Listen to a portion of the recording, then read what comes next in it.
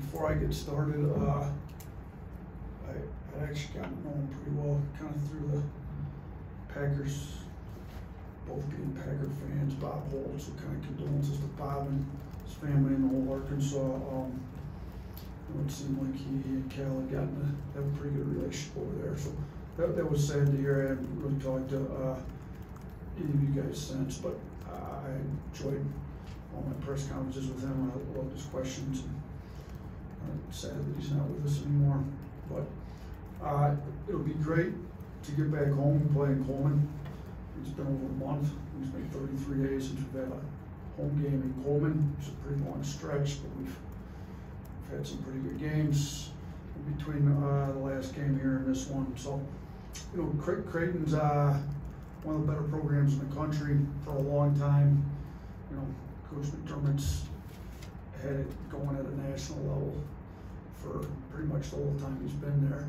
I think us and them are 3 of 5 programs that have played in 3 of the last 4 Sweet 16s. I think it's Houston, Gonzaga, UCLA, and then the 2 of us. So, you know, we've been pretty good over the last 5 years. They've been really good for a long time. So it's going to be a good game. He does a great job. I know him well. Preston worked for him for a long time. Kind of made that introduction. So I've got a ton of respect for Greg, and it's not going to be that fun to play him, but it'll be good to see him again. So as far as who's playing, Houston's been solid in practice, getting better. Chris has practiced in still a limited role. He hasn't been, we haven't had to do everything, but I would anticipate him getting some minutes as long as yesterday's practice, he had a little bit of a, you know, it's not just whether his ankle's right, you know, he hasn't gone hard, so his whole body's got to get ready to play. So he had a little bit of a hiccup, but he was able to go some today. So as long as he recovers from today, all right, I would anticipate him playing limited minutes tomorrow. So other than that, this is the end of 7 straight games against high major opponents, which most people don't do in the non-conference like we just did, and most of them being ranked. I think 6 of the 7 have had a player on the Naismith Player of the Year award too. So Kalkbrenner's really good, looked great last year against us. Ashworth's really good, you know, and they've got very good shooting and great complementary players that are more than capable of scoring a lot of points. So it'll be a good game. It'll be good to get back in Coleman tomorrow. Start with Nick Kelly.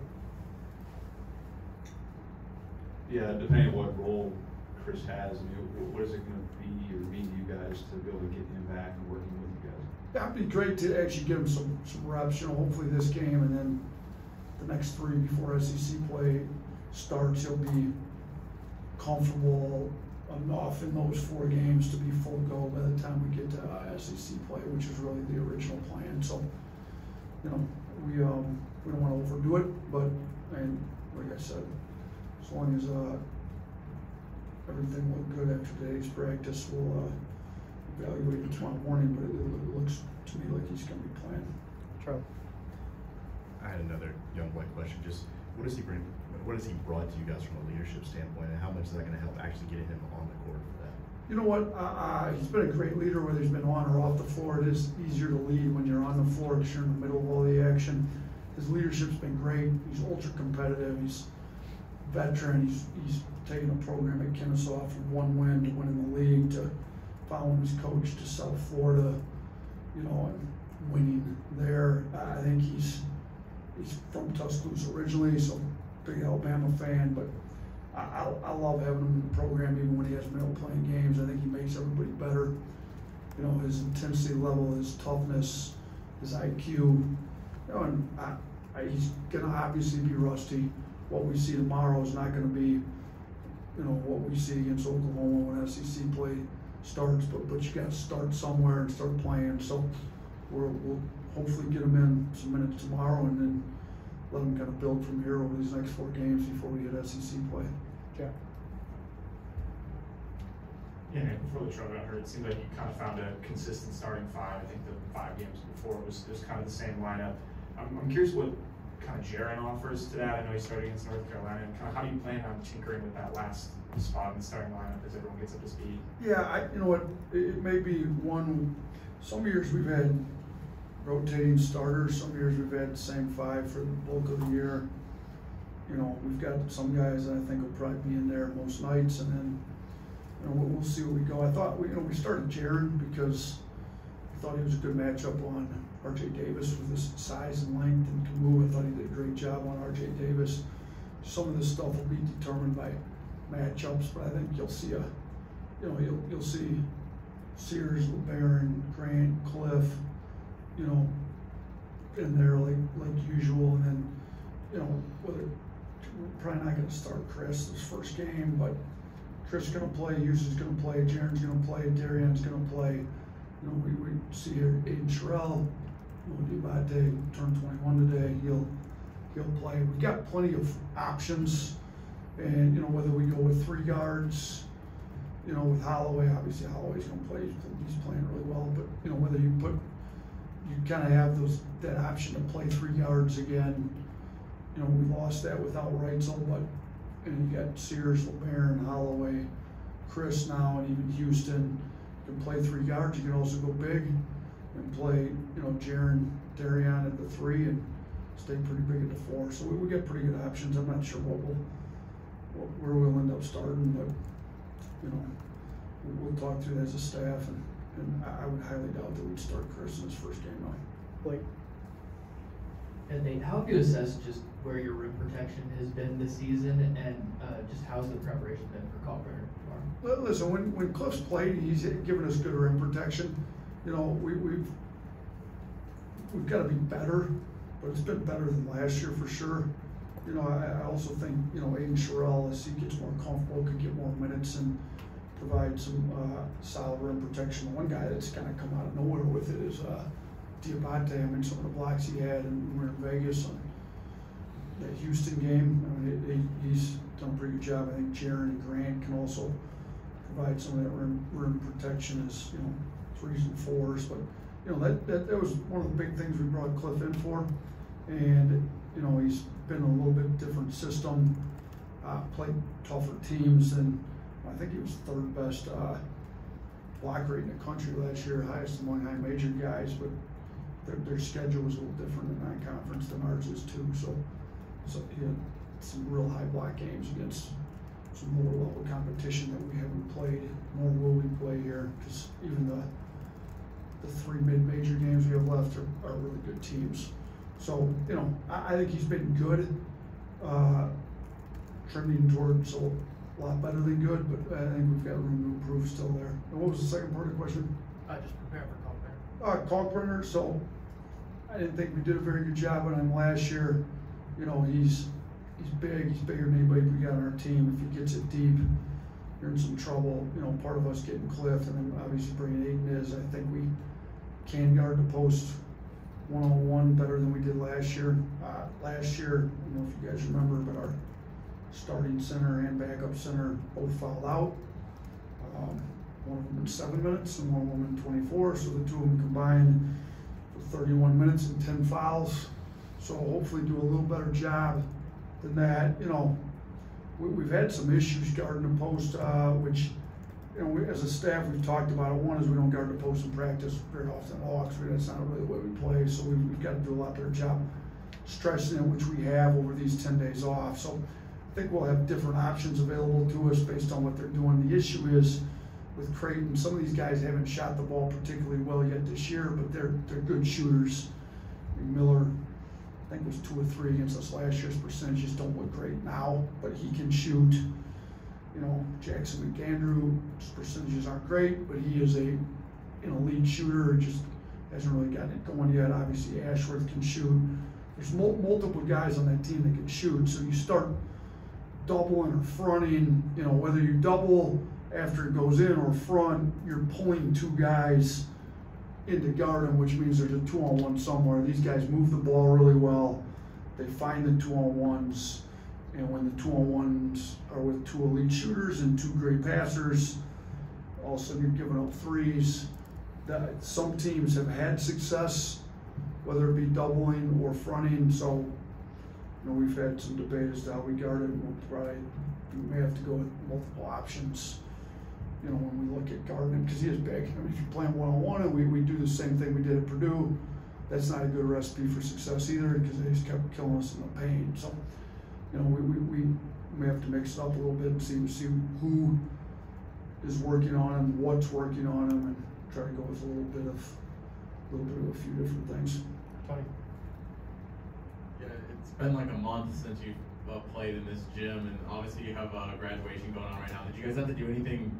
Did you guys have to go into Coleman earlier than normal to get some shots in the gym? Yeah, so typically we practice in Coleman a few days leading up to it. We weren't able to practice in there today or yesterday, and we won't be able to have game day shoot around in there tomorrow either. So we were able to get Monday, Tuesday in there, and then it kind of got shut down starting on Wednesday. So we'll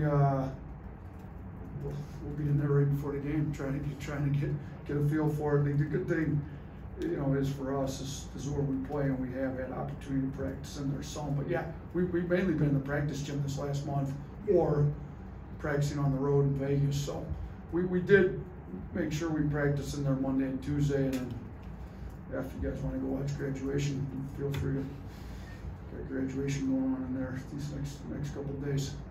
Katie? You talked about this being the end of this 7-game stretch, but it is the first home game here in Coleman. Obviously, you've scheduled tough out of conference every year, but why has it been important for you to have at least one of these kind of marquee non-conference games here at home in Coleman for the fans and the players? Yeah, I think it's great for the fans, you know, to have a really good non-conference game. I mean, we had Houston in here a few years back. That would end up being a great game. Obviously, we've got Creighton coming here now. You know, we've got, you know, we're trying to get good opponents for the Birmingham game. It's non-conference, but then I think it's also important to have good games here. Like, you know, we're trying to sell the place out, sell season tickets. People aren't, you know, obviously winning's the most important thing in selling tickets, but I think putting a solid schedule for people to buy is important too. Like I said, Creighton's one of the winningest programs, you know, for sure in the last 4 or 5 years, but really over the last 15 years or so since Craig's got there. I mean, they're one of the better programs in the country every year, and their environment, their place is great. They got one of the best home environments, so hopefully we end up with a great environment. I know the student section, you know, be a test to how much the students are in the basketball, because you know, finals are done today, graduation's tomorrow. How many of them want to stick around for an extra day or two or whatever? They had to stick around since their last final to try to fill the student section. So hopefully all of our local students make sure it's full, and hopefully a few of these guys stuck around for a couple of extra days to support us. 2 more. Just going off the Colorado question, could you see Cliff getting a few more minutes than usual, even with the foul trouble, just to have more defensive presence? Or would you say having in Sherrell and some of the other bigs and forwards be more effective on? Listen, ideally Cliff plays great, like we planned on him playing in the post, and he does get a few more minutes. But you know, if he's not able to guard him one-on-one, then you know we'll have to go to some other options, whether it be another matchup, whether it be doubles, whatever we end up having to try to do. But I think, you know, Cliff's going to have to step up to the challenge and play a little bit better. You know, we didn't stress our post D going to that Purdue game like we should have in hindsight. Didn't think it was going to be an issue. You know, the fact that Cliff doesn't have to guard the post ever in practice makes it a little bit harder for him to be a great post defender, because he's not going against a great post player every day in practice. But I think he's more than capable of being good, and against these dominant post players that where they like to feed the post, we probably need to play a few more minutes. But Aiden Sherrell's got great size, strong. You know, Aiden's gonna get a shot, and you know, other than that, I don't know if we trust anybody to actually play one-on-one. I did think Grant did a solid job last year when we were at their place, being that both the other guys fouled out. But he's big, he's a tough cover, and he's going to test our defense for sure. Last one, Johnny. They've been a top 35 defense 5 years running, mainly in part obviously because of Colorado. But how game plan wise can you try to negate his impact at the rim rather than be driving at him earlier and trying to pull him outside the paint? Yeah, obviously, if you don't game plan at all, just let him sit at the rim and block shots. You know, you guys know how we like to play. We like to get threes up, shoot rim shots. Well, they do a good job running you off the line, not giving you threes, and even if they don't, you know, some of their guys aren't great individual defenders, but they're able to get away with that a little bit because they just have to.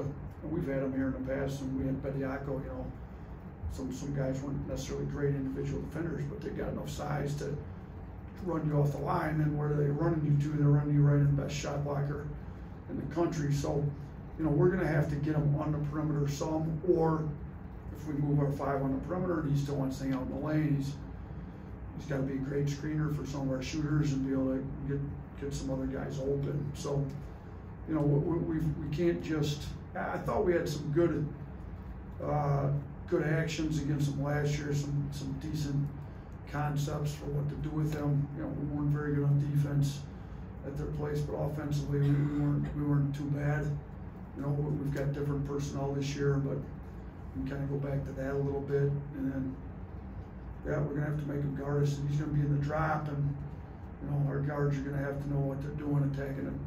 Drop coverage, good thing for us is we play in a drop most of the time. So pick and roll wise, we're used to going against what he does now. We don't have anybody as big as him. So, but I do think our guys are getting better and they're pretty good attacking drop, pick and roll coverage. We're also gonna have to get some off the ball stuff with him involved too. So. Thank you, Coach. All right, Thanks so much. thanks.